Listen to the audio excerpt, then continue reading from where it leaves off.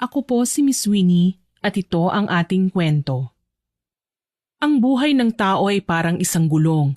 Minsan nasa ibabaw ka at minsan naman nasa ilalim ka. Hindi palaging nasa iyo ang swerte dahil darating din ang araw na mamalasin ka. May punto na masaya pero may kaakibat din na kalungkutan. Magandang araw. Ako po si Aliyah. Madalas akong nakikinig ng mga storya tungkol sa mga aswang, kulam, barang o di kaya naman ay elemento. Naisip ko noon paano kaya kung ibahagi ko ang storya ko. Kaya naisipan ko na magpadala ng liham sa inyong channel upang maibahagi sa lahat ang aking karanasan. Bata pa lamang ako ay pangarap ko ng maging isang guro dahil nais kong maturuan ang lahat ng kabataan na magsulat at magbasa. Gayunpaman, hindi ko natupad ang aking pangarap dahil 10 taong gulang pa lamang si kuya nang bawian ng buhay ang aming ina at sumunod naman si tatay dahil hindi niya nakayanan ang pagkawala ni nanay. Si Kuya Kano ang tumayong magulang sa akin. Hindi niya ako pinabayaan at kahit nahihirapan na siya noon ay hindi niya sa akin ipinapahalata. Tanging pagbubuti at pagbubuhat ng mga gulay sa palengke ang naging trabaho ni Kuya. Sa kaunting kita niya na yon ay nabuhay kaming dalawa at nakakakain ng 3 beses sa isang araw. Kita ko noon na nahihirapan si Kuya. Kaya naman kahit sa murang edad, natuto akong kumita ng pera. Nakikisama ako noon sa mga batang nagtitinda ng candy at basahan sa lansangan. Binibigyan kami ng 10 piso at pinakamalaki na ang 20 pesos. Pero sa kakarampot na pera na yon ay masaya na ako. Pwede na kasi namin yon ipambili ng bigas. Tapos bibili lang kami ng kalahating order ng ulam at pagkakasyahin na namin yon ni Kuya. Sobrang hirap ng buhay, pero nakasanayan na lang namin. Hanggang isang araw, habang nagtitinda ako ng basahan, nakakita ako ng mga estudyanteng papasok sa eskwelahan. Napansin naman ni Kuya na nakatingin ako, kaya naman agad niya akong kinausap. Gusto mo bang ipasok kita sa eskwelahan? Di ba nais mong maging guro? Ngumiti ako kay Kuya at tumango, ngunit agad kong sinabi sa kanya na hindi na matutupad ang pangarap ko. Sinabihan niya naman ako na maaari pa daw matupad yun. Kung gusto ko raw ay gagawa siya ng paraan.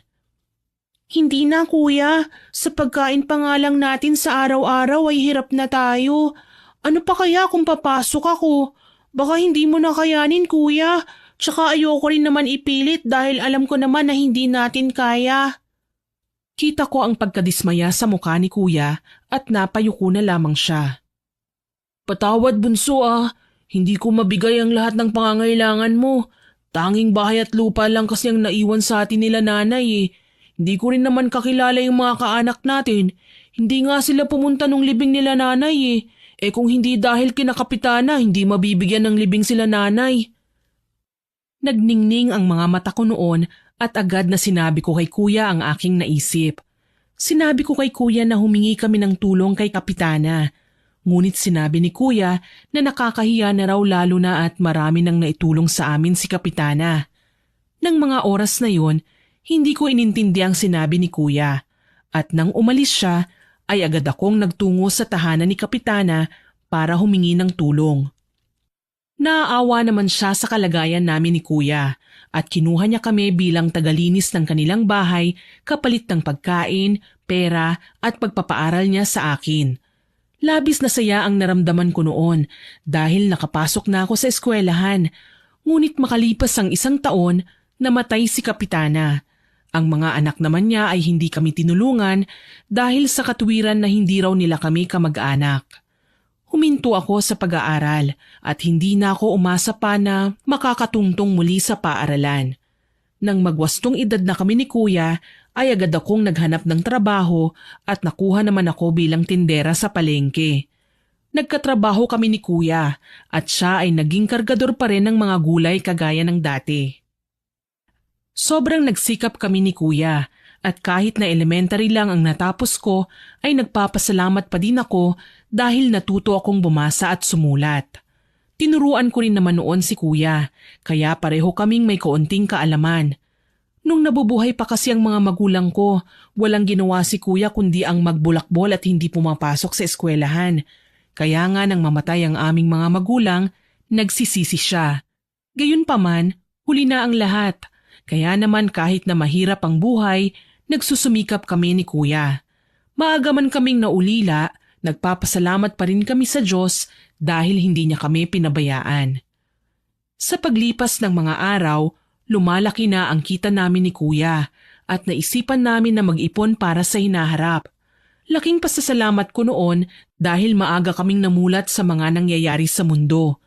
Naranasan namin ng mas maaga ang hirap, kaya naman porsigido kaming makaahon. Hanggang sa nakaipon kami ni kuya at nagsimula kami ng maliit na negosyo. Bumili kami ng mga punla na siyang itinanim namin sa likod bahay at nang maging mayabong na ay ibinenta namin. Naibalik agad ang kapital namin ni kuya at mas pinalago pa namin yun. Sa pagdaan ng mga araw, naisipan ko na magtinda ng lutong ulam, kaya naman naging 2 na ang hanap buhay namin ni kuya. Ako ang siyang nagtitinda ng lutong ulam at si kuya naman sa mga gulay. Doble ang kinita namin ni kuya at sobrang saya ng naramdaman namin, hanggang sa nabibili na namin ang aming mga gusto. Grabe kuya, tama nga ang kasabihan na kapag may tiyaga, may nilaga. Natawa si Kuya Kano sa sinabi ko at ginulo niya ang aking buhok. Wala ka bang plano na bumalik sa pag-aaral at tuparin ang iyong pangarap na maging isang guro? Nanahimik ako bigla at hindi ko akalain na itatanong sa akin ni Kuya ang bagay na yon. Agad ko naman na sinagot ang kanyang tanong at sinabi ko sa kanya na hindi na ako pwede pang mag-aral. Lalo na at matanda na ako. Natahimik naman si kuya at sinabi sa akin na kung nais ko lang naman na maging mas maayos ang aming buhay. Nirespeto naman ni kuya ang desisyon ko at sinuportahan niya ako sa aking nais. Sa pagdaan ng araw, palagi nang dinudumog ang aming mga panindang lutong ulam at gulay. Sariwa kasi ang aming paninda at masarap naman ang lutong ulam. Marami kaming naging suki at ang tinubo namin sa aming paninda ni kuya ay inipon namin. Hanggang sa nakakuha kami ng maliit na pwesto at doon na namin inilagak ang aming mga paninda. Sobrang saya ko dahil dati pangarap lang namin ni kuya na kumita ng malaking halaga at magkaroon ng negosyo gaya ng iba. Hindi ko akalain na matutupad ang lahat ng yon. Labis kaming nagpapasalamat ni kuya sa Diyos dahil hindi niya kami pinababayaan at nananatili kaming matatag. Nanggaling man kami sa walang-wala, ngunit nagawa namin na makaraos at makaahon kahit papaano sa paghihirap na aming dinanas. Hindi ko alam noon na makakamit namin kung ano man ang tinatamasa namin dahil hindi talaga namin lubos maisip na magagawa namin ni kuya na makarating sa kinaroroonan namin ngayon. Marami man kaming pinagdaanan na hindi maganda nung bata pa kami, ay lubos pa rin ang pagpapasalamat namin dahil hindi pa rin kami pinababayaan ng may kapal. Sa pagdaan ng araw, dumami ang aming mga suki at isa na roon si Ate Tanya. Laki sa marangyang buhay si Ate Tanya, pero mas pinili niya ang manirahan sa aming lugar dahil simple lamang daw ang pamumuhay. Madalas tumambay si Ate Tanya sa pwesto namin at palagi ko siyang nakakakwentuhan. Samantalang si kuya naman ay iwas ng iwas kay Ate Tanya, kaya naman alam ko na kaagad na may pagtingin siya kay Ate Tanya. Isang araw, maagang naubos ang aming paninda, kaya naman nagsara kami ng maaga. Pag uwi namin ng bahay ay kaagad kong kinausap si kuya. Nung una ay nag-aalinlangan pa ako na tanungin si kuya dahil baka magalit siya sa akin. Lalo na at para bang personal na yon. Ngunit nilakasan ko pa rin ang aking loob at kaagad ko siyang kinausap. Pansin ko lang kuya, parang iwas na iwas ka kay Ate Tanya. May gusto ka sa kanya no? Kitang-kita ko ang pamumula ng tenga ni kuya na palatandaan na kinikilig siya at nahihiya. Hindi pa agad na sumagot si kuya at akala ko pa hindi na siya sasagot sa tanong ko sa kanya. Ang tagal niya kasing sumagot na para bang nag-aalinlangan siya. Gayunpaman, ilang sandali ang lumipas ay bigla niya na lamang akong pinitik sa noo. Aba, manahimik ka nga, Aliyah. Masyadong disente si Tanya para sa akin. At isa pa, mukhang hindi rin naman ako papasa sa kanya. Kaya huwag ka magsalita ng ganyan at nakakaya. Natawa ako sa naging sagot ni kuya sa akin at napailing-iling ako. Inasar ko pa siya at pinipilit na umamin, ngunit paulit-ulit niya akong sinasaway. Sabi ko na nga ba may gusto ka talaga sa kanya Subukan mong ligawan kuya. Ano bang malay mo? Baka magustuhan ka. Wala namang mawawala sa'yo, di ba? Kiniliti-kiliti ko pa si kuya sa tagiliran, ngunit pinagalitan niya lamang ako. Masama niya akong tinitigan at muli pa akong pinitik sa noo. Kaya naman napadaing ako. Sinabihan niya ako na wag raw akong maingay kay Ate Tanya at baka lumayo na raw yun sa kanya. Pinilit ko naman si kuya na umamin sa akin at nagsabi naman siya ng totoo.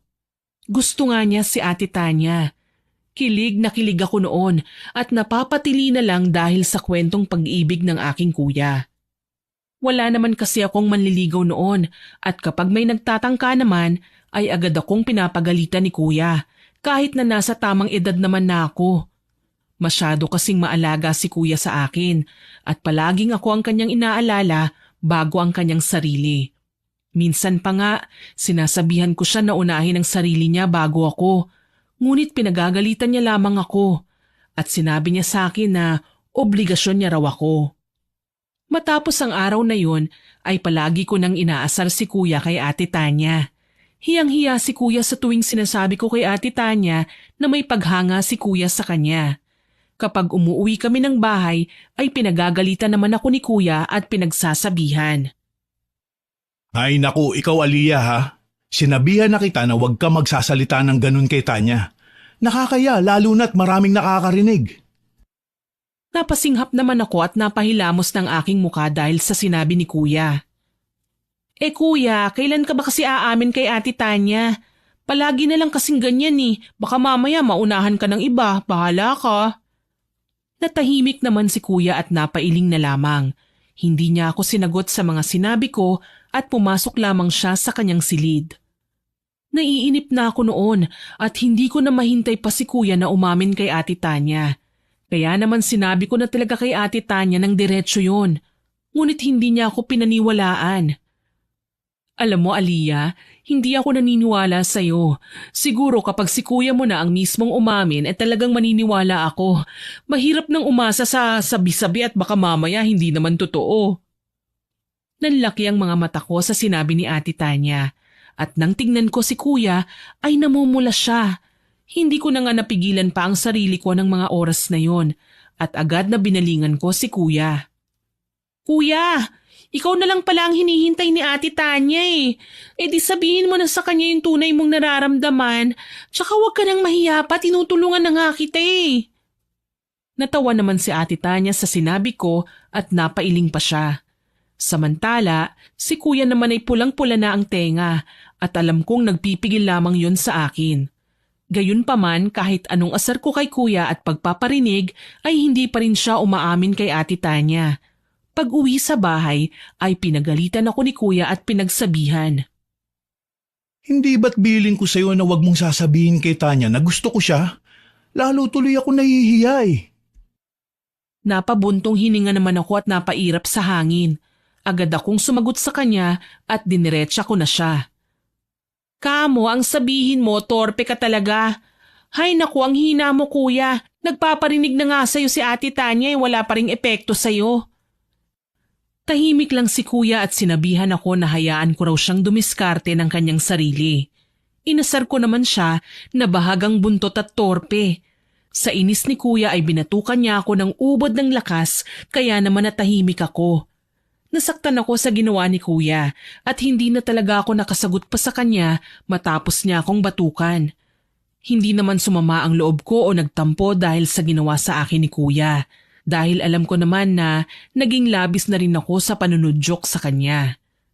Ilang oras naman ang lumipas ay nilapitan ako ni kuya at pinagsabihan niya akong muli.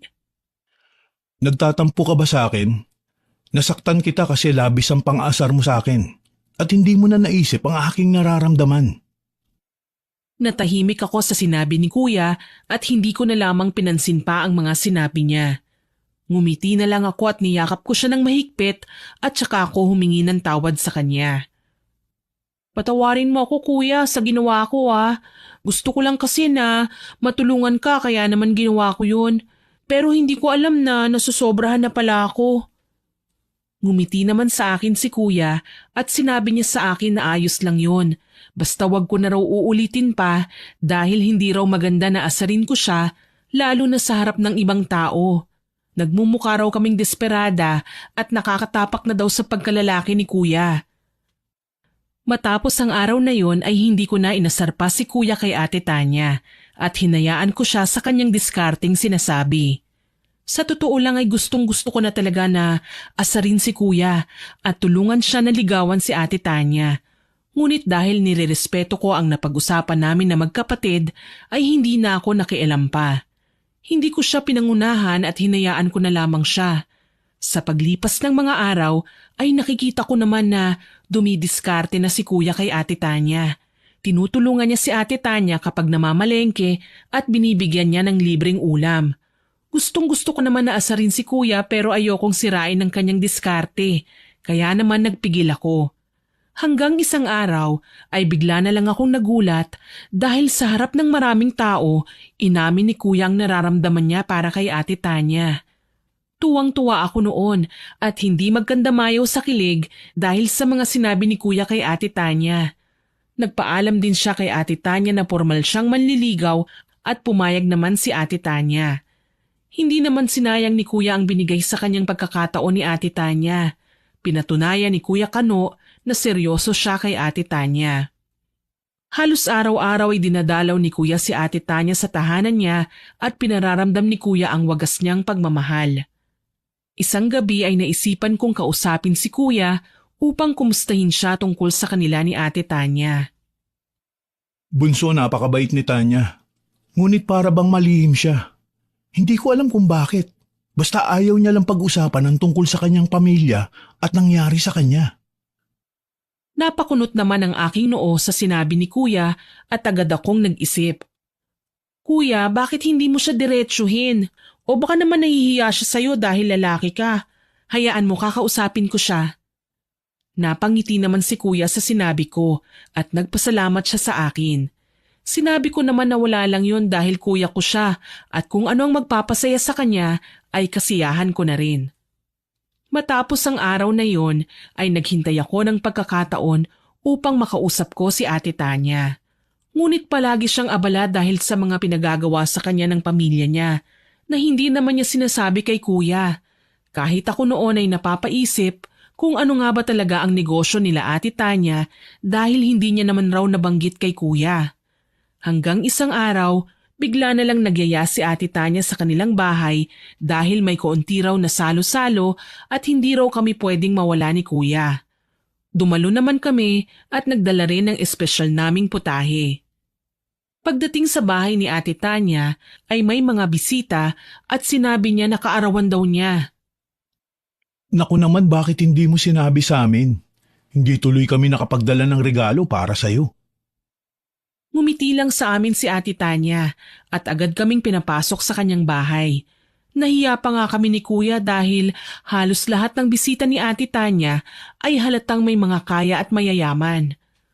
Bumulong pa ako noon kay kuya, ngunit hindi naman kami pinabayaan ni Ate Tanya. Ipinakilala pa kami sa kanyang ibang mga bisita at mababait naman ang mga yon. Matapos ang gabing yun ay umuwi na kami ni kuya at kinabukasan na lamang naming iniabot kay Ate Tanya ang regalo namin sa kanya.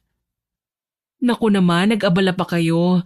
Hindi na dapat kayo bumili, pero salamat ha. Napangiti si Ate Tanya nang makita ang regalo namin sa kanya. At kinuha ko na ang oras na yon para makausap siya ng masinsinan. Pumayag naman si Ate Tanya na magkausap kami at tinanong ko na siya. Anong negosyo niyo, Ate Tanya? Bakit palagi kang abala at saka wala ka bang tiwala kay kuya kaya hindi ka bukas o nagsasabi sa kanya? Natahimik naman si Ate Tanya at napakunot ang kanyang noo. Masama niya akong tiningnan at nagsalita. Sa amin na lang yun ang kuya mo. At hindi ka dapat nakikialam sa usapan namin. Natahimik ako sa naging sagot ni Ate Tanya sa akin at napataas pa rin ang kanyang boses na ikinagulat ko. Agad na tinanong ko si Ate Tanya kung galit ba siya sa akin dahil sa tanong ko sa kanya. Ngunit kaagad niyang sinabi na hindi siya galit. Inulit-ulit ko pa yun sa kanya, ngunit gumiti lamang siya at ginulo ang aking buhok. Hindi naman sa nakikialam ako sa inyo, ate Gusto ko lang na hindi kayo naglilihim ni kuya sa isa't isa at sana maunawaan mo ko. Tumango naman si Ate Tanya sa akin at niyakap ko naman siya ng mahigpit. Nagsumikap si kuya at napasagot si Ate Tanya hanggang sa nagbunga ang lahat ng kanyang paghihirap dahil sinagot siya ni Ate Tanya. Sobrang tuwa ni kuya at masaya ako para sa kanya. Ngunit buhat ng maging magkasintahan sina kuya at Ate Tanya, madalas nang naglilihim sa akin si kuya. Kaya naman kinausap ko siya. Ayaw kasi ni Tanya na ipaalam pa sa'yo, lalo na at lakad namin yung dalawa. Sana naman hindi ka magtampo. Napabuntong hininga ako sa sinabi ni kuya sa akin at hindi ako makapaniwala na si Ate Tanya pa talaga ang nag-uudyok kay kuya na maglihim sa akin. Sa puntong yon ay naiinis na talaga ako kay kuya dahil ayoko talaga sa lahat ay ang masikreto at sinungaling. Alam mo kuya, para kang walang sariling utak. Hindi ba't nangako tayo na hindi maglilihim? Kung ganyan din naman, magkahiwalay na lang kayo. Napasigaw na ako ng mga oras na yon dahil sa inis at tampo na aking nararamdaman. Agad naman akong pinagsabihan ni kuya at nasampal pa niya ako sa kauna-unahang pagkakataon. Kailan ka pa natutong sumagot sa akin? Ano naman kung maglihim ako dahil kay Tanya? Masyado ka ng pakialamera at hindi na siya natutuwa. Natahimik ako sa sinabi ni Kuya Kano at hindi na lamang ako sumagot. Nagtungo ako sa aking silid at hindi ko siya pinansin ng ilang araw dahil sa sobrang inis ko sa kanya at syempre hindi ko rin matanggap na nasampal niya ako. Gayunpaman, nang mapansin ni Ate Tanya na hindi kami nagpapansinan ni Kuya, ay agad siyang gumawa ng paraan. Huwag na kayong magtampuhan. Alam ko naman na ako ang dahilan kaya kayo nag-aaway Natahimik ako sa sinabi ni Ate Tanya at napasabi na lamang ako sa isipan ko na buti at alam niya. Sa totoo lang ng mga oras na yon ay nagsiselos ako sa relasyon nila Kuya at Ate Tanya. Kasi palaging sila na lang ang magkasama. Bakit kasi tinuruan mo si kuya na magsinungaling at magsikreto sa akin? Hindi ba sinabi ko sa iyo noon na ayoko noon? Agad akong inawat ni kuya nang mapasigaw na ako at natahimik naman si Ate Tanya. Hinawakan niya ang aking kamay at bigla na lamang siyang lumuhod sa aking paanan. Ipinaliwanag niya sa akin na hindi naman niya yun intensyon. Ngunit nais lamang niya na makasama si kuya nang sila lang. Nauunawaan ko naman ang kanyang nais iparating sa akin at nang mapagtanto ko na nagkamali ako ay agad akong humingi ng pasensya kay Ate Tanya. Tinanggap naman niya ang paghingi ko ng tawad at naging maayos na ang aming samahan simula ng araw na yon. 3 taon na naging magkasintahan si kuya at Ate Tanya. Sa pagiging magkasintahan nila ay marami na siyang napagdaanan. Kasama na rin ako doon. Alam ko na hindi ako perpekto dahil minsan talaga ay nagkakatampuhan kami ni kuya. Hanggang sa pinakasalan na ni kuya si Ate Tanya at biniyayaan sila ng 2 anak.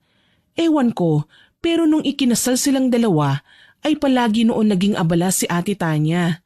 Tapos nalaman na lang namin na buntis na si Ate Tanya. Sa totoo lang may agam-agam ako noon pero sinabi ni kuya na hindi siya magagawang lokohin ni Ate Tanya. Nakonsensya naman ako sa mga iniisip ko noon kay Ate Tanya, kaya naman bumawi ako sa kanya.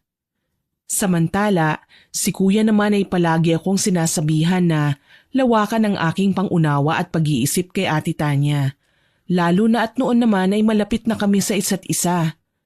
Kung masipag noon si kuya ng 2 lamang kami, ngayon ay mas dumoble ang kanyang sipag. Hindi siya tumigil sa pagtatrabaho at nagbibigay pa rin siya ng oras sa amin. Bilib nga ako kay kuya dahil nagagawa niyang maiayos ang kanyang oras kahit na abala pa siya. Doble kayod si kuya dahil sinabi niya sa akin may 2 na siyang anak at ayaw niyang maranasan ng kanyang mga anak ang hirap na naranasan namin.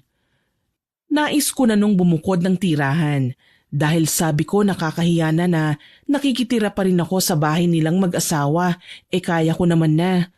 Ngunit sabi ni kuya ay hindi naman daw balakid ang panunuluyan ko sa kanilang tahanan. Mabait naman si Ate Tanya at inuunawa niya ang mga nais ni kuya. Kaya naman kahit may asawa na si kuya, sa bahay pa rin nila ako nakitira. Nahihiya naman ako noon kay Ate Tanya. Ngunit sinabi niya na ayos lamang at nauunawaan niya ang sitwasyon namin ni kuya. Minsan pa nga ay kinausap ko siya ng kamilang kung hindi ba siya naiinis na kasama nila ako. Ngunit hindi naman daw, sabi ni Ate Tanya, at hindi rin naman daw ako pabigat sa kanila. Naging maayos naman ang aming buhay. Ngunit hindi ko alam kung bakit kailangan na mangyari ang isang malagim na trahedya sa aming magkapatid. Dahil nga naging abala si kuya sa iba pa niyang sinimulang negosyo, ako ang siyang humawak sa nauna naming negosyo. Di naglaon ay nagkaroon kami ng mga bagong mamimili at dalawa sa mga bago naming mamimili ay sina Darwin at Polpol. Matalik na magkaibigan ang dalawa at palaging nagpupunta sa aming tindahan. Nung una ay hindi ko napupuna ang kakaiba nilang ugali. Pero hindi naglaon ay napansin ko na hindi sila patas magbayad at kung minsan ay umaalis na sila kahit hindi pa sila nagbabayad. Palagi nilang hinihintay na maraming namimili at saka sila kakain. Dahil nga sa kanilang ginagawa, naisipan ko na kumprontahin sila. Ba masamang magbintang ng walang pruweba ha? Nagbabayad kami ng tama, kaya wag mo kami ipahiya. Sumagot pa sa akin si Darwin at bumulong-bulong naman ang kaibigan niyang si Polpol. Mahinahon ko silang kinausap at sinabi kong hindi ko naman sila pinapahiya dahil ng mga oras na yun wala namang masyadong tao. Gayunpaman, nagalit ang dalawa at magwawala pa sana. Ngunit biglang dumating si kuya. Tinanong niya kung ano ang nangyayari kaya naman agad kong sinabi sa kanya ang ginawa ng dalawa. Pinagsabihan naman sila ni kuya at hindi na pinabalik pa sa tindahan. Umalis na nga silang dalawa at kailanman ay hindi na nga sila bumalik pa. Ngunit buhat ng araw na yon, natatakot akong umuwi ng mag-isa dahil sa pag-iisip na baka gumanti ang magkaibigan. Hanggang isang araw, ginabi na ako sa pagsasara ng tindahan dahil marami pa akong ginagawa. Habang naglalakad pa uwi, ay naramdaman ko na tila ba may sumusunod sa akin. Dumadagundong na ang aking dibdib dahil sa kabang nararamdaman ko ng mga oras na yun. Hindi ko alam kung bakit ganun na lang ang aking nararamdaman. Ilang sandali ang lumipas, nakumpirma ko ang dahilan ng kabang aking nararamdaman. Bigla na lang kasing sumulpot sa aking harapan sila Darwin at kita ko sa kanilang kilos na hindi sila gagawa ng mabuti. Padaanin niyo ako. Uuwi na ako sa bahay namin at ayoko ng gulo. Natatakot na ako ng mga oras na yun. Hindi ko alam kung ano ang sasabihin ko sa kanila dahil ayokong ipakita na kinakabahan ako. Ganun pa man, tinawanan lamang nilang dalawa ang aking sinabi at masama akong tinitigan. Ilang sandali lang ay lumapit sa akin si Polpol at bigla niya na lang akong sinikmuraan kaya naman nanghina ako. Rinig na rinig ko ang sinabi ni Darwin na pagsasamantalahan daw nila ako at ang araw na yon ang hinding-hindi ko na malilimutan. Gaya ng sinabi nila, dinala ako nila Darwin sa isang abandonadong kubo at sigaw ako ng sigaw ng mga oras na yon. Sinubukan kong makipaglaban, ngunit sadyang mas malalakas sila sa akin. Pinunit nilang pareho ang suot kong damit at inangkin ang aking katawan. Sabay pa nila akong ginamit at hindi ko na masyadong ilalahad pa ang ginawa nila sa aking pambababoy dahil napakasagwang pakinggan at hindi nyo maaatim ang kanilang ginawang panghahalay. Nang matapos na sila sa kanilang nais sa akin, ay kumuha ng bato si Polpol at ipinukpok yon sa ulo ko ng 2 beses. Matapos niyang gawin ang bagay na yon ay nawalan na ako ng malay. Akala ko noon mamamatay na ako. Ngunit laking pasasalamat ko dahil hindi ako pinabayaan ng Diyos. Nang iminulat ko ang aking mga mata, nakita ko na nasa tabing ilog ako. Sumasakit ang ulo ko at ramdam ko ang sugat na aking natamo. Kahit na nanghihina pa, pinilit kong gumapang at sumigaw ako upang humingi ng tulong. Minuto lamang ang lumipas ay may tumulong sa akin na mag-asawang matanda. Dinala nila ako sa ospital at agad na tinulungang ipaalam kay kuya ang nangyari. Ilang oras ang lumipas ay dumating si kuya at niyakap ako ng mahigpit. Iyak ako ng iyak at kinuwento ko sa kanila ni Ate Tanya ang nangyari. Mga hayop sila, walang kasing sama. Huwag kang mag-alala, Aliyah. Kakasuhan natin sila. Niyakap ako ni Ate Tanya at pinakalma. Ngunit si kuya, tahimik lang ng mga oras na yon. Ngunit ramdam na ramdam ko ang kanyang galit. Pagbabayarin ko sila sa kanilang ginawa sa iyo, bunso. Sisiguraduhin ko na pagsisisihan nila ang kanilang ginawa. Pinagsabihan naman ni Ate Tanya si kuya na huwag magpadalos-dalos at hayaan na lamang na ang batas ang siyang maningil sa kanilang ginawa sa akin. Sinabi naman ni kuya na wala siyang gagawin na masama, kaya naman napanatag kami ni Ate Tanya. Hanggang isang araw, si Ate Tanya lamang ang dumalaw sa akin sa ospital at sinabi niya na may pinuntahang lakad si kuya at susunod na lamang daw siya. Nung una kampante pa ako, ngunit nang mapansin ko na tila ba hindi mapakali si Ate Tanya, ay nagsimula na rin akong mag-alala. Sabi kasi ni Ate Tanya, susunod raw kaagad si kuya sa kanya at yun ang sinabi sa kanya ni kuya nung dalawin ako. Ilang oras pa nga ang lumipas, ngunit hindi pa rin dumarating si kuya. Kaya naman tinawagan na siya ni Ate Tanya. Ilang minuto pa bago sinagot ang tawag at nanlaki ang mga mata ni Ate Tanya nang marinig niya ang boses mula sa kabilang linya. Nabitawan pa niya ang kanyang cellphone. Dahan-dahang umagos ang luha sa kanyang mga mata at alam ko na may hindi magandang nangyari ng mga oras na yon. Aliyah, wala na si kuya mo. Sinugod niya sila Darwin at napatay siya ng mga iyon. Hayop sila! Garalgal ang boses ni Ate Tanya habang sinasabi ang masamang balita sa akin. Sobrang nagulat ako at hindi makapaniwala. Gustong-gusto ko nang tumakbo patungo kung nasaan man si kuya. Ngunit hindi ko magawa dahil mahina pa ang aking katawan. Nang tuluyan nang bumalik kahit papaano ang aking lakas, ay nagpasya na akong umuwi para makasama si kuya. Iyak ako ng iyak nang makita ko siya na wala ng buhay. Sinisisi ko ang aking sarili sa mga nangyari at nilamon ng puot ang puso ko. Sa totoo lang aaminin ko, tinanong ko ang Diyos at sinisi siya dahil sa nangyari. Pakiramdam ko kasi hinayaan niyang mangyari ang lahat ng yun. Nang tuluyang mailibing na si kuya, ay marami na ang nagbago. Nawala ng sigla ang bahay at si Ate Tanya ay palagi na lamang umiiyak. Gustuhin ko man noon na sabayan siya sa kanyang pagluluksa, kailangan kong maging matatag para sa aking mga pamangkin. Nagtago naman sila Polpol at Darwin, kaya naman natagalan ng batas bago naparusahan ang mga yon. Kung may iba pa sanang paraan para maparusahan ang mga yon ay gagawin ko. Nakakainis naman kasi ang mga pulis dito sa ating lugar ang kupad kumilos. Hindi na ako noon makapaghintay na magantihan ang dalawa. Ilang sandali ang lumipas, bigla na lang nagsalita si Ate Tanya. Sinabi niya na may iba pang paraan upang makaganti kina Darwin at yun ay ang paggamit ng itim na kapangyarihan. Gulat na gulat ako sa sinabi ni Ate Tanya, lalo na at napakahiwaga ng kanyang sinabi. Agad ko naman siyang sinagot at sinabi ko na hindi ako marunong ng bagay na kanyang sinabi. Napabuntong hininga naman si Ate Tanya. Marunong akong gumamit ng itim na kapangyarihan at kaya kong balikan ang mga pumatay sa kuya mo. Nagulat ako sa sinabi ni Ate Tanya dahil hindi naman halata sa kanyang muka na marunong siya ng ganoong bagay. Agad ko naman siyang tinanong kung bakit hindi niya gamitin upang gantihan ang dalawang nagkasala sa amin. Ngunit sinabi niya sa akin, hindi raw basta-basta ang pambabarang. Kailangan daw isaalang-alang ang lahat. Kaya naman agad ko siyang tinanong kung ano ba ang dapat kong gawin. Ngunit nag-aalinlangan pa rin si Ate Tanya.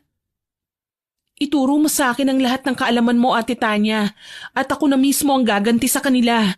Ipaubaya mo sa akin ang lahat dahil hindi ko maaatim na may mangyari sa iyong masama dahil kailangan ka pa ng mga pamangkin ko. Natahimik si Ate Tanya at hindi siya agad sumagot sa aking sinabi. Niyakap niya na lamang ako at sinabi niyang pag-iisipan niya ang lahat ng sinabi ko. Nirespeto ko naman ang kanyang pasya at hindi ko na siya pinilit pa. Ilang araw din na hindi sinagot ni Ate Tanya ang aking suhestyon.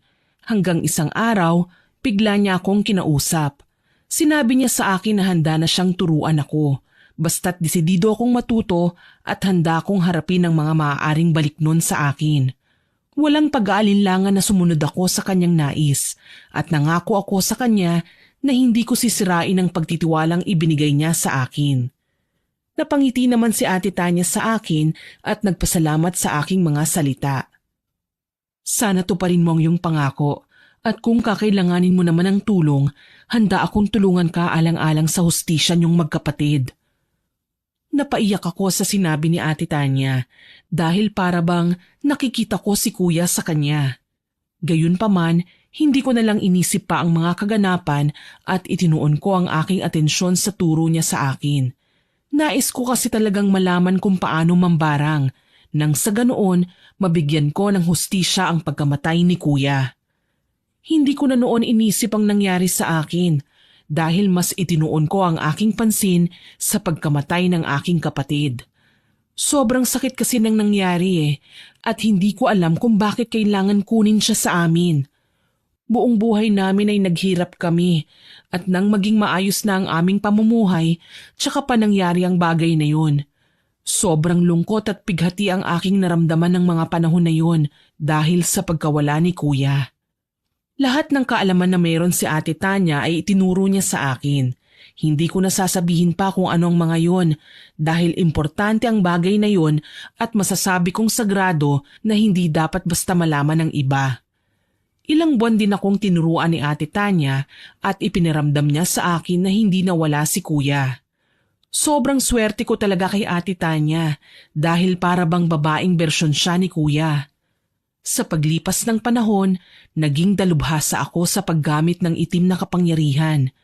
Masasabi ko na hindi naman lahat ng may kaalaman sa itim na kapangyarihan ay masama na kaagad. Ikinuwento kasi sa akin ni Ate Tanya na ginagamit ng iba ang kanilang kaalaman upang parusahan ang mga taong nagkasala sa kanilang kapwa upang magbago. Ganun pa man, mariing bilin sa akin ni Ate Tanya na tatagan ko raw ang aking loob dahil maaaring kontrahin ang sumpang ilalagay ko sa tao. Lahat ng bilin sa akin ni Ate Tanya ay tinandaan ko dahil alam ko na mahalagang bagay yon. Hindi naglaon, lahat ng kaalaman ni Ate Tanya ay naibahagi na niya sa akin. Inisip ko na regalo yon mula sa kanya na dapat kong ingatan at alagaan. Sabi ko sa sarili ko, gagawin ko ang lahat para lang mabigyan ng hustisya ang pagkawala ni Kuya. Sobrang bilis ng mga pangyayari, ngunit kahit na may alam na ako sa pambabarang, wala namang kaming hawak na kahit na anong bagay na pagmamay-ari nila Darwin. Kaya naman napapaisip kami. Gagawa ako ng paraan para makahanap ng impormasyon nila. Tsaka di ba may hawak yung mga pulis na gamit nila? Baka yun pwede nating magamit, ate. Tila ba nagningning ang mga mata ni Ate Tanya sa sinabi ko at agad na kaming kumilos. Ngunit pagdating sa pulisya ay hindi kami pinabura na makuha ang gamit nila dahil hindi naman nila kami kaano-ano kahit na sabihin kami ang kapamilya ng biktima. Hindi ko alam noon kung ano ang gagawin at desperada na rin si Ate Tanya.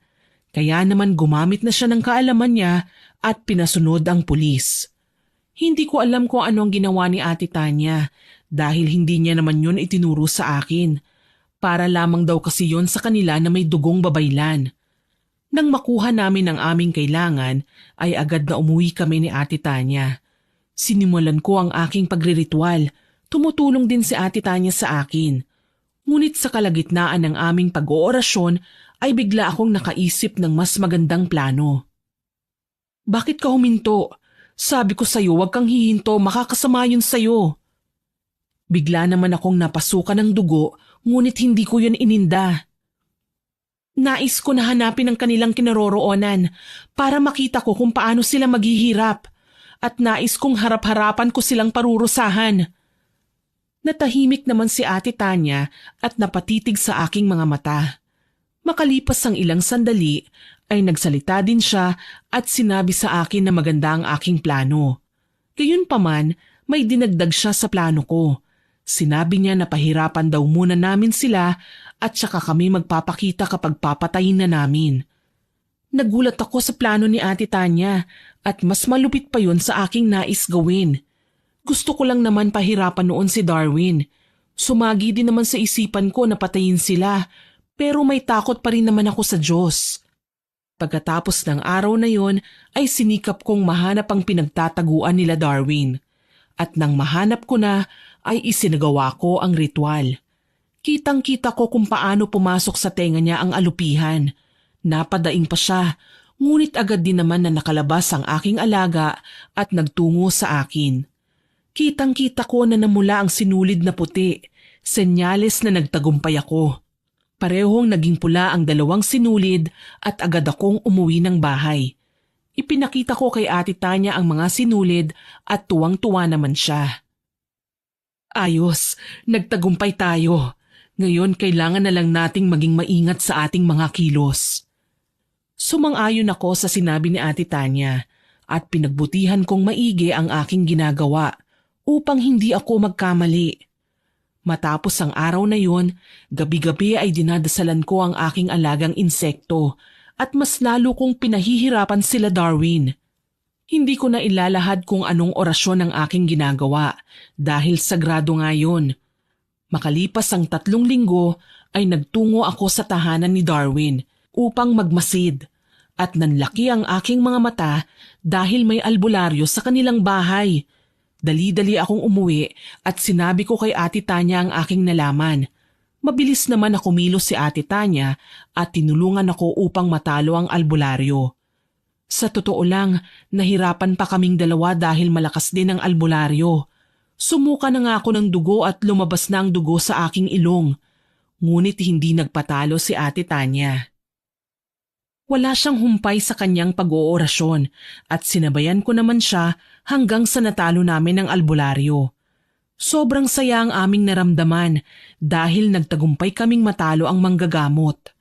Ganun pa man, segundo lamang ang lumipas, bigla na lang akong nawalan ng malay. Nang magising ako ay laking gulat ko dahil puno ng usok ang paligid. Kaya naman napatayo kagad ako. Tinanong ko naman noon si Ate Tanya na nasa tabi ko. Anong nangyayari, Ate Tanya? Bakit nababalutan ng usok ang paligid? Napatingin naman si Ate Tanya sa akin at agad niyang inabot ang isang baso na may laman na hindi ko gusto ang amoy. Maayos na bang pakiramdam mo? Mukhang hindi kinaya ng katawan mo kanina ang ginawa ng albularyo. Pero huwag kang mag-alala dahil hindi ko pababayaan na mapahamak ka. Sige na, inumin mo na yan upang mabilis na bumalik ang iyong lakas. Napatango na lamang ako sa sinabi ni Ate Tanya at ininom ang kanyang inabot sa akin. Nalasahan ko naman yun at napakapait kaya naman halos masuka ko. Ngunit tiniis ko na lamang ang lasa upang bumalik kaagad ang aking lakas. Ilang araw din akong mahina at nakahiga lamang sa kama. Ngunit dahil sa pag-aalaga sa akin ni Ate Tanya, ay mabilis akong gumaling. Laking pasasalamat ko dahil nasa tabi ko siya at hindi niya ako pinabayaan. Nang tuluyan ng bumuti ang aking pakiramdam, ay bumalik na ako sa pag-oorasyon. Ramdam namin na mahina na ang aming pinarurusahan. Kaya naman, pinlano ko na kung paano ko papaslangin ang 2 pumatay kay kuya. Pero bigla na lang namatay ang alaga kong insekto. Senyalis yon na nagtagumpay ang taong binabarang ko na malabanan ng sakit na nilagay ko sa kanya. Inis na inis ako noon at sinisisi ko ang aking sarili sa nangyari. Ngunit kaagad akong pinakalma ni Ate Tanya. Ganun pa man, hindi lang doon natatapos ang kamalasan sa aming buhay. Bumalik ang sakit na ginawa namin ni Ate Tanya. Ngunit hindi sa amin, kundi sa aking pamangkin na noon ay maliliit pa. Aligaga kami ni Ate Tanya dahil sa nangyari. Kaya naman sa halip na maituon ang atensyon namin sa pambabarang sa dalawa ay nahinto kami. Umuwi agad ng probinsya si Ate Tanya at ipinagamot sa kanyang kaanak ang dalawa niyang anak. Sumama naman ako dahil hindi rin talaga ako makakampante hanggang sa gumaling ang aking mga pamangkin. Para bang nabunutan ako ng tinik sa aking lalamunan nang malaman ko na maayos na ang pakiramdam ng aking mga pamangkin. Mabuti na lang nagawang magamot si Diana, pati na rin si Bunso. Kinabahan talaga ako eh. Buwisit sila Darwin, nagawa pa nilang makontra at maibalik ang nilagay natin na sakit sa kanila. Pinakalma ako ni Ate Tanya at sinabi niya sa akin na babawi kami. Lalo na at tinuruan siya ng bagong pamamaraan ng pambabarang. Napangiti ako at natuwa dahil sa ibinalita sa akin ni Ate Tanya. Alam ko na marami ang nagsasabi dyan na dapat itigil na namin ang aming ginagawa at iasa na lang sa batas ang lahat. Ngunit masyado na kaming maraming nagawa, kaya naman ayaw na namin na umatras pa. Bukod pa doon ay naumpisahan na rin namin yon at ayaw namin na itigil pa kung ano man ang aming nagawa na. Naisip ni Ate Tanya na manatili muna kami sa probinsya upang maaral namin pareho ang makabagong pamamaraan ng pambabarang. Sobrang desidido kami ni Ate Tanya noon na mapatay sila Darwin dahil nadamay na rin kasi ang mga bata. Itinuon namin ang aming atensyon sa tinuturo sa amin. Inaral namin ang lahat at tinandaan namin yun nang sa ganoon ay maisagawa namin ang aming ikalawang plano. Nagtagal din kami sa probinsya nila Ate Tanya at makalipas ang mahigit 2 linggo ay bumalik na kami ni Ate Tanya sa bahay. Ngunit iniwan na namin ang 2 bata sa probinsya upang hindi sila madamay sa aming gagawin. Desidido na rin kasi na tumulong si Ate Tanya, maparusahan lang ang 2 pumaslang kay kuya. Naisip ko naman na wag muna naming pagsabayin ng 2 upang mabilis naming maisagawa ang plano. Sumang-ayon naman si Ate Tanya sa aking suhestyon at sa pagkakataon na yun, sinabi namin sa aming sarili na magtatagumpay na kami. 2 kami ni Ate Tanya na nag-oorasyon at nagriritual ng mga oras na yon. Inuna namin si Darwin dahil siya ang mas malapit sa amin. Gaya ng naunang pambabarang, ganun pa rin ang aming ginawa. Ngunit sa pagkakataon na yun, mas malalang sakit at mas makapangyarihan na ritual ang aming ginawa. Sabay kami ni Ate Tanya na nag-oorasyon at nagriritual. Wala kaming sinayang na sandali dahil nais namin na mapabilis ang pagkamit namin ng tagumpay. Makalipas ang 1 linggo, inutusan ako ni Ate Tanya na magtungo sa bahay ni Darwin upang siguraduhin kung ano na ang kanyang kalagayan. Pagtungo ko sa lugar ng kanyang tinitirhan ay sinabi sa akin ng mga kapitbahay nila na matagal na raw siyang lumipat. Uminit ang ulo ko dahil sa nalaman ko at napamura pa ako. Mabilis ko namang kinalma ang sarili ko at nagtanong-tanong ako kung saan maaaring lumipat si Darwin. Ngunit walang nakakaalam. Pauwi na sana ako noon nang bigla kong nakita si Darwin na bumibili ng yosi sa tindahan at may tungkod na siyang gamit-gamit, kaya naman napangiti ako. Naalis ang inis ko at palihim ko siyang sinundan. Ngunit sa kalagitnaan ng pagsunod ko sa kanya, bigla na lang siyang nawala. Napabuntong hininga ko at nainis. Pabalik na sana ako nang bigla na lang akong harangin ni Darwin. Aliyah, buhay ka? Paano? Pinatay ka na namin, di ba? Paano ka nabuhay? Tinawanan ko naman siya at sinipa sa paa, kaya naman napahiga siya sa lupa. Yun ang alam nyo. Bakit nyo pinatay ang kuya ko? Tsaka ano ang kasalanan namin sa inyo para gawin nyo sa amin ang mga kahindik-hindik na bagay na yon? Natahimik naman si Darwin at lumuhod siya sa aking paanan. Kaagad siyang nagpaliwanag at labis akong nagulat sa lahat ng kanyang isiniwalat. Hindi ko alam kung paniniwalaan ko ba siya o hindi. Marahil nagtataka na kayo at napapaisip kung anong sinabi ni Darwin sa akin. Yon ay ang katotohanan na inutusan sila ni Ate Tanya na halayin ako at patayin.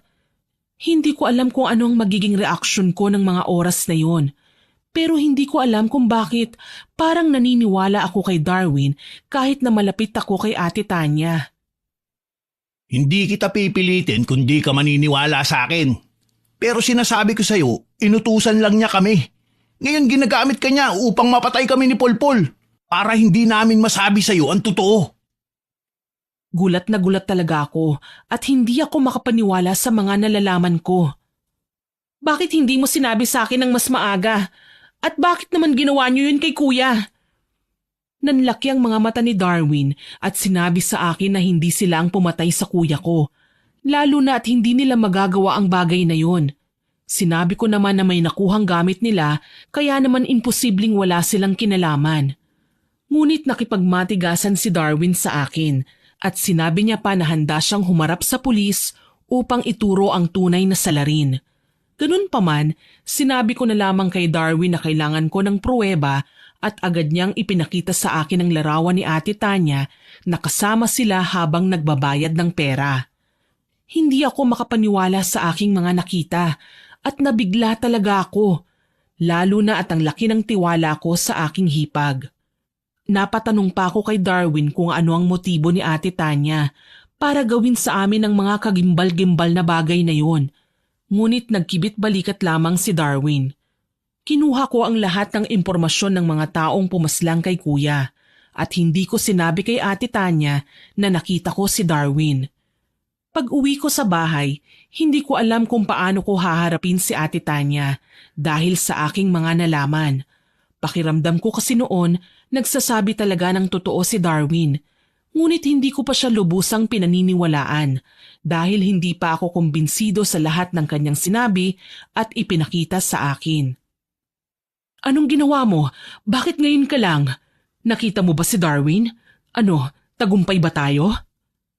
Pinilit kong maging kalmado sa mga oras na yon at hindi ko ipinahalata sa kanya na may alam na ako.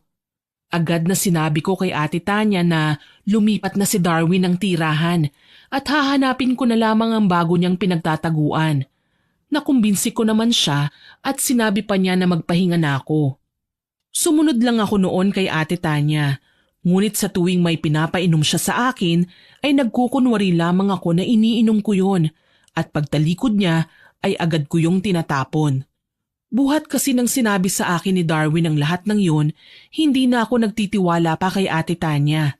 At sa tuwing mag-oorasyon ay palagi akong umaalis at sinasabi ko na lamang na hinahanap ko ang tirahan ni Darwin. Ganun pa man, sa tuwing umaalis ako ng bahay ay nag-iimbestiga naman ako tungkol sa mga taong sinabi ni Darwin sa akin na pumatay raw kay kuya. At naghanap na rin ako ng mga taong may kaalaman sa lihim na karunungan upang maging handa ako kung sakali man na maglaban kami ni Ate Tanya. Alam ko kasi kung gaano kalakas si Ate Tanya kaya naman habang mas maaga pa, kahit na hindi ako sigurado, ay pinaghahandaan ko na yon. Wala namang kasing mawawala, hindi ba? Alam ko na marami ang nagsasabi sa inyo na bakit ko paniniwalaan ang taong gumahasa sa akin. Ngunit wala namang masama kung iimbestigahan ko kung totoo nga ba ang lahat ng yon.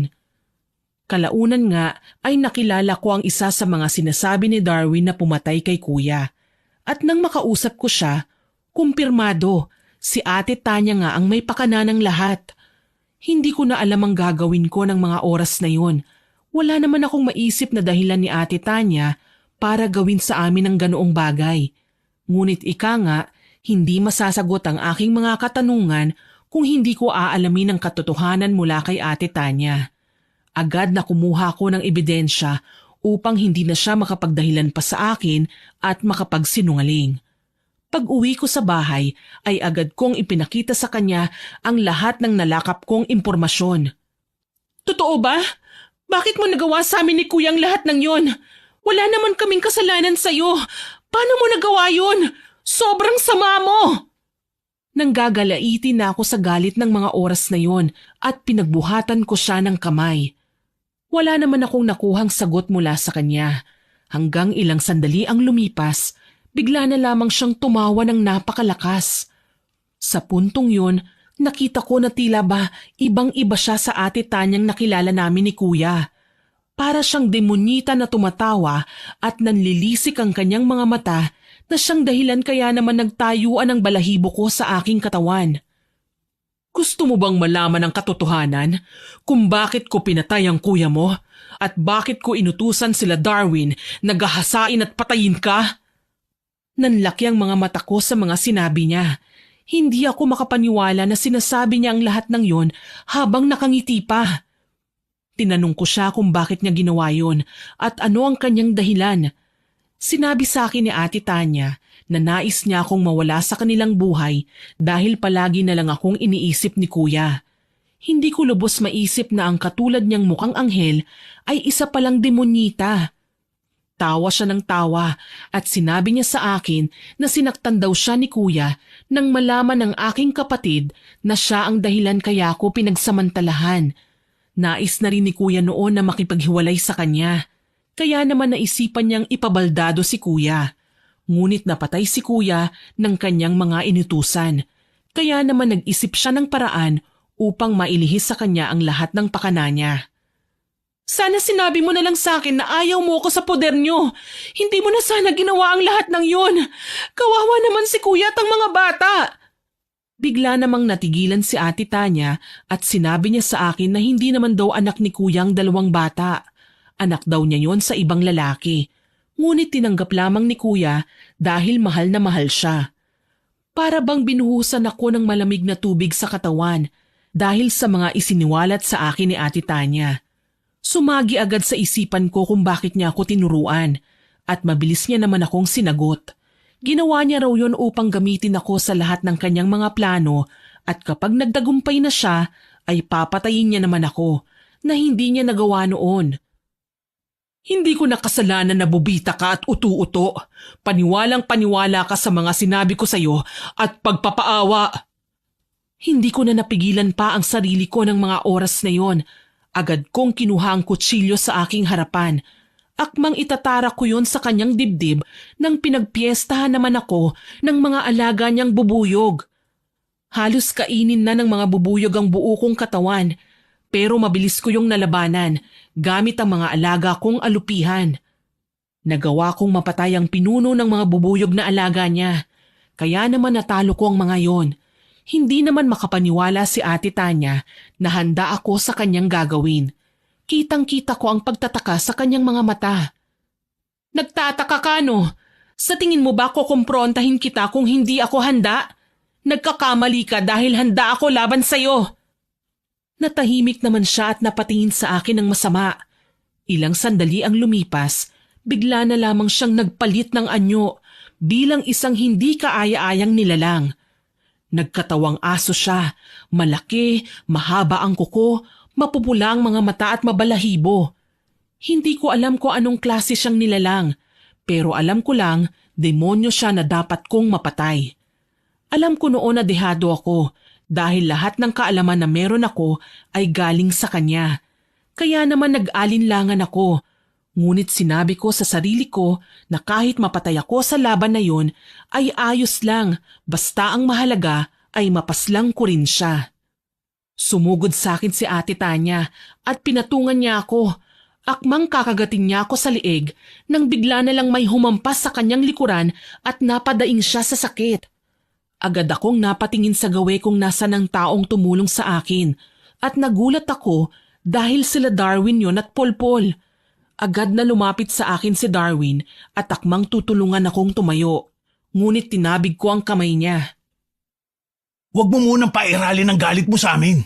Sa ngayon kailangan natin magtulungan para mapatay natin ang taong sumira sa ating buhay. Natahimik ako sa kanyang sinabi at agad ko siyang sinagot. Kung hindi niyo sinunod ang utos niya at sinabi niyo sa akin ng mas maaga, hindi sana mangyayari ang lahat ng naganap na. Agad kaming inawat ni Polpol at sinabi niya sa akin na ipapaliwanag nila ang lahat kapag nakaligtas kami laban kay Ate Tanya. Isinantabi ko na lang muna ang galit at puot ko sa kanilang dalawa upang mapagtuunan ko ng pansin si Ate Tanya. Kitang-kita ko kung paano paulit-ulit na hinataw ng buntot ng pagi ni Polpol si Ate Tanya hanggang sa bumalik siya sa katawang tao. Nagmamakaawa siya sa akin ngunit mabilis na nagsalita si Polpol. Hindi ka dapat kaawaan dahil marami ka nang napatay. Una, ginamit mo ang aming pamilya upang mapasunod mo kami na halayin si Aliyah. Ginamitan mo pa kami ng orasyon mo. Tapos sa amin mo ibinintang ang pagkamatay ni Kano na ikaw naman mismo ang may gawa. Sa lahat ng nandito, ikaw lang ang may kasalanan, demonyita ka! Hindi ko alam kung ano ang mararamdaman ko ng mga oras na yon dahil sa mga sinabi ni Polpol. Tumawa naman ng ubod ng lakas si Ate Tanya at tumayo siya. Ang galing! Sige, isiwalat niyo ang lahat. Wala naman akong pakialam dahil hindi naman ako nakukonsensya. Kahit ako ang nag-utos sa inyo nun, kasalanan niyo pa rin dahil sumunod kayo sa akin. Sinugot naman siya ni Darwin at sinabi niya na ginamitan sila ni Ate Tanya ng itim na kapangyarihan upang sumunod na tanging aswang at mambabarang lang ang nakakaalam. Nang araw na yon ay isiniwalat din ni Polpol na isang aswang si Ate Tanya at nagpapanggap lang siyang bata at maganda. Pagbabalat kayo lang pala ang nasa likod ng maamo at malaanghel niyang muka. Hinila ni Darwin ang buhok ni Ate Tanya at nanlaki ang mga mata ko dahil maskara lang pala ang kanyang suot-suot. Ang tunay na itsura ni Ate Tanya ay isang matandang kulubot na ang balat at nakakatakot ang itsura. Kasing pangit ng mukha mo ang ugali mo. Hindi na ako magtataka kung bakit ang pangit ng budhi mo dahil sumasailalim lang yon sa iyong pagmumuka. Natahimik si Ate Tanya sa mga sinabi ko. Ilang sandali ang lumipas ay hindi na ako nakapagsalita pa at ganoon din si Darwin. Alam ko na agad na si Ate Tanya ang may gawa sa amin ng bagay na yon. Kaya naman mabilis ko siyang nilabanan. Hindi man ako nakakapagsalita ay nagamit ko naman ang aking kaalaman na natutunan ko sa ibang babaylan. Galit na galit siya nang marinig niya akong makapagsalita muli at labis ko siyang ininsulto. Kaya naman mas lalo siyang nagalit sa akin. Sinugod niya ako at kahit pasugatan na siya ay para bang hindi niya yon iniinda. Hindi naman ako magawang tulungan nila Darwin dahil bukod sa pinatikom ni Ate Tanya ang kanyang bibig ay hindi rin sila makagalaw. Kaya naman sa mga oras na yon, tanging ako lamang ang siyang makakatulong sa aking sarili. Nang madaganan ako ni Ate Tanya, ay agad na pinisil ko ang kanyang sugat sa katawan. Nang mapadaing siya sa aking ginawa, ay ubod ng lakas ko siyang tinulak kaya naman napahiga siya sa lupa. Agad akong umusal ng orasyon at pinakilos ang aking mga alagang alupihan. Kitang-kita ko na pumasok yun sa kanyang tenga at ilong. Pilit pa niyang tinatanggal ang mga alaga ko, ngunit dinumog na siya ng mga yon. Kitang-kita ko kung paano niya hanapin ang pinuno ng mga alaga ko, ngunit hindi niya makita yun. Walang iya ka, Aliyah. Sa tingin mo magagawa mo kong matalo? Kahit kailan hindi mangyayari yon. Manigas ka! Ikaw ang papatayin ko, kasama ng 2 hampas lupang ito! Galit na galit siya sa mga oras na yon, ngunit alam ko na kumikilos na ang aking mga alaga sa kanyang katawan. Hinihintay ko na lamang na lumabas ang mga yon. Ngunit ilang sandali ang lumipas, paglabas ng aking mga alaga ay inapakan yun ni Ate Tanya, kaya naman bahagya akong nanghina. Hindi ko naman pinahalata sa kanya ang nangyari at mas ginalit ko pa siya dahil nais kong makita kung ano pang mga kaya niyang gawin. Ilang sandali ang lumipas, bigla na lamang akong napaluhod dahil sa kanyang ginawang orasyon. Hindi naman ako nagpatalo at nilabanan ko siya. Kita ko ang pagkagulat sa kanyang mga mata at agad akong umisi sa kanyang harapan upang mas mainsulto siya. Sa tingin mo ba hahayaan ko na hindi aralin ang lahat ng kaalaman na meron ka? Nung nalaman ko ang totoo kay Darwin, agad akong naghanap ng taong may kaalaman sa panggagamot at lihim na karunungan. Pinaghandaan ko ang araw na ito! Gulat na gulat siya at muli akong sinugod. Ngunit agad akong umusal ng orasyon upang hindi siya makagalaw. Sinambit ko ang dasal at pinapasok ko sa loob ng kanyang katawan ang pinuno sa mga alaga kong alupihan. Pilit man niyang nilalabanan ng aking orasyon, hindi niya magawa dahil malakas ang aking ginawang ritual. Hindi mo ako mapapatay! Kayo ang papatayin ko! Matapos niyang sabihin ng mga katagang yon, ay bigla na lang siyang nangisay sa lupa at lumabas naman ang alaga ko. Kitang-kita ko kung paano bumula ang bibig niya at paglabas ng dugo sa kanyang ilong. Hindi ako makapaniwala na nagawa ko siyang malason sa pamamagitan ng aking alaga. At muli namang nakagalaw sina Darwin at Polpol. Sabi ko sa iyo, Aliyah, inosente kami ni Polpol. Oo, nakilala mo kami bilang masasamang tao. Ngunit buhat nang makausap kami ng kuya mo, nagbago na kami. Nagpaliwanag sa akin si Darwin at ganun rin si Polpol. Gayunpaman, hindi ko pa rin sila lubusang napapatawad dahil may kasalanan pa rin naman sila sa akin. Akala ko noon tapos na nang mailagay ko ang lason sa katawan ni Ate Tanya. Akala ko mapapatay ko siya, ngunit hindi pa rin pala. Habang nag-uusap kasi kami ni Darwin, bigla na lang akong tinulak ni Polpol at siya ang nasaksak ni Ate Tanya. Sobrang bilis ng pangyayari at hindi ko alam kung ano ang aking mararamdaman. Sa lakas ng pagkakatulak sa akin ni Polpol ay tumama sa pader ang aking ulo. Kaya naman bahagya akong nahilo at hindi kaagad nakatayo. Kita ko noon na papalapit sa akin si Ate Tanya. Ngunit mabilis siyang hinawakan ni Polpol. Nanlaki ang aking mga mata sa sunod na nangyari dahil dinukot ni Ate Tanya ang puso ni Polpol at kinain niya yun sa harapan namin. Dahan-dahan akong tumayo at kinondisyon ko ang aking katawan. Malabo pa ang aking paningin ng mga sandaling yon, ngunit nagdesisyon ako na sugurin siya. Pero mabilis naman akong pinaalis ni Darwin. Umalis ka na, Aliyah! Iligtas mo ang iyong sarili, ako nang bahala dito! Hindi ko pa sana nais-iwan si Darwin dahil alam kong makukonsensya ako. Ngunit inisip ko na lamang na mas makakabuti kung aalis ako upang mabalikan ko pa si Ate Tanya. Tumakbo ko palabas ng bahay kahit na nanlalabo ang aking mga mata. At habang naglalakad ay nakasalubong ko ang aking kapitbahay at humingi kami ng tulong sa iba. Dali-daling nagtungo sa bahay namin ng mga tao. Ngunit katawan na lamang nila Darwin at Polpol ang naroon at wala na si Ate Tanya. Labis akong natakot noon sa aking nakita at dahil nga sa mga nangyari, inimbestigahan ako ng mga pulis. Sinabi ko naman ang lahat ng nangyari, ngunit hindi nila ako pinaniwalaan. Ako ang siyang pinagbintangan na pumatay sa dalawa at inilagay pa ako sa kulungan ng mga baliw dahil nasisiraan na raw ako ng ulo. Hindi ko alam kung ano ang gagawin ko noon, ngunit nagpakabait na lamang ako. At dahil wala naman silang sapat na ebidensya na ako talaga ang pumatay sa dalawa, ay nakalaya na rin ako. Akala ko noon makakapagsimula na ako ng bagong buhay, pero paulit-ulit kong naaalala ang mga nangyari. Kaya naman sa isip ko noon, hindi pa tapos ang lahat. Kailangan kong mapatay si Ate Tanya at mabawi ang aking mga pamangkin. Lumapit ako sa mga kakilala kong albularyo at babaylan. Tinulungan nila akong hanapin ang kinaroroonan ni Ate Tanya at nagkaharap nga ulit kaming dalawa. Aba, nakalabas ka na pala sa kulungan ng mga baliw? Ang lakas naman ng loob mo na humarap pa sa akin, samantalang tinakasan mo sila Darwin. Paulit-ulit niya akong ininsulto, ngunit walang pakundangan kong sinaksak ang kanyang leeg ng punyal na hawak-hawak ko.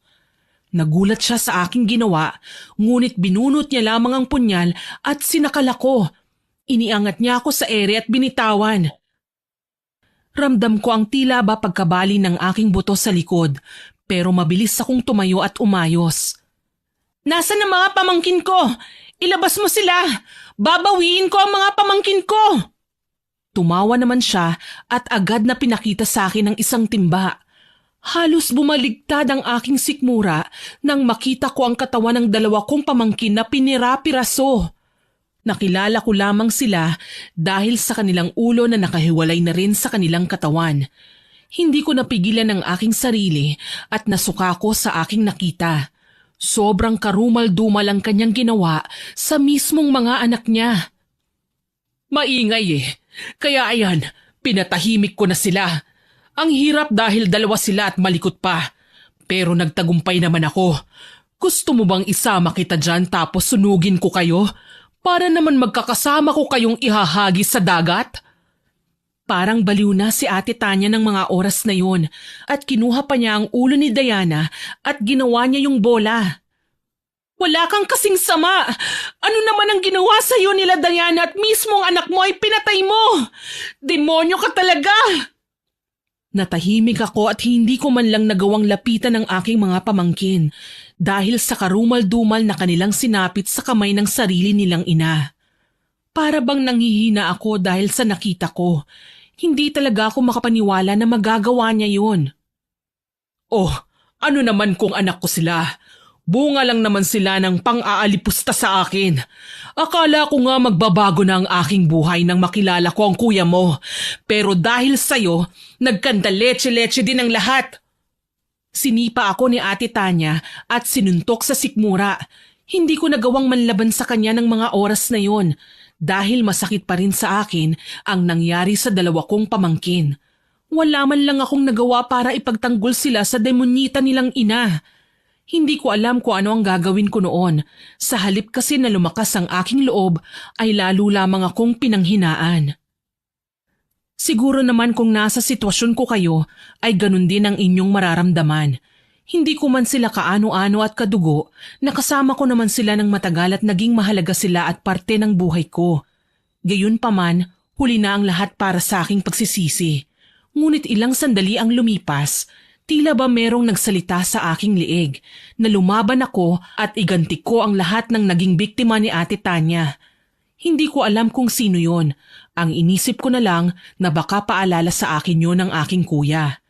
Dali-dali akong tumayo at kinuha ang punyal. Umusal ako ng orasyon at habang hindi siya makagalaw ay sinulit ko na ang oras na yon. Wala na akong sinayang pa na pagkakataon at sinaksak ko siya ng paulit-ulit sa puso at leeg. Sa huling saksak ko sa kanya, nagawa niyang mahawakan ang aking kamay at itinarak niya sa aking balikat ang punyal. Mabuti na lamang dumaplis lamang yon at hindi niya ako napuruhan. Tinulak ko si Ate Tanya at pinisil ko ng sobrang higpit ang kanyang sugat, kaya naman napasigaw siya at nanghina sa aking ginawa. Nang mapaupo siya ay sinipa ko siya at inapakan sa kanyang sugat sa dibdib. Sa pagkakataon na ito, hindi ko nahahayaan pa na ikaw ang manaig sa labanan na ito. Sa dami ng kasalanan mo sa akin, hindi na ako papayag pa na makaligtas ka at manalo. Kulang ang impyerno sa iyong kasamaan. Natahimik si Ate Tanya. Dinadaing niya na lamang ang kanyang sugat sa dibdib na tinatapakan ko. Kinuha ko ang buntot pagi na daladala ko at paulit-ulit ko siyang hinampas sa katawan. Sigaw siya ng sigaw. Hindi ako tumigil ngunit sinuntok niya naman ang paa ko. Pero hindi ko yun ininda. Nang madampot ko ang punyal ay itinarak kong muli yon sa kanyang dibdib. Hindi lang yun, nagawa kong laslasin ang kanyang leeg dahilan ng kanyang mabilis na pagkamatay. Binuhusan ko ang katawan niya ng gasolina at sinindihan yun upang masigurado ko na wala na talaga ang demonyong sumira sa aming buhay. Walang nakakaalam ng pagtutuos namin na yon at inilihim ko na lamang ang mga nangyari. Matapos ang araw na yon, nagsimula akong muli. Ibinenta ko ang bahay dahil hindi ko na maaatimpa na tumira doon. Ang perang napagbentahan ko sa bahay at lupa ay ginamit ko para sa pagbabagong buhay. Masakit man para sa akin na ibenta ang bahay na pinamana sa akin ng mga magulang ko, ay wala na akong pagpipilian dahil ayoko nang maalala pa ang mga nangyari. Sa kasalukuyang panahon, meron na akong sariling pamilya. Mas ginagamit ko ang aking karunungan ngunit hindi para manakit, kundi para manggamot ng mga taong nangangailangan. Hanggang dito na lamang po ang masugid niyong tagapakinig, Aliyah. Naway nagustuhan niyo ang aking binahaging kwento. Ako po si Miss Winnie na nagsasabing hanggang sa muli at salamat sa inyong pakikinig.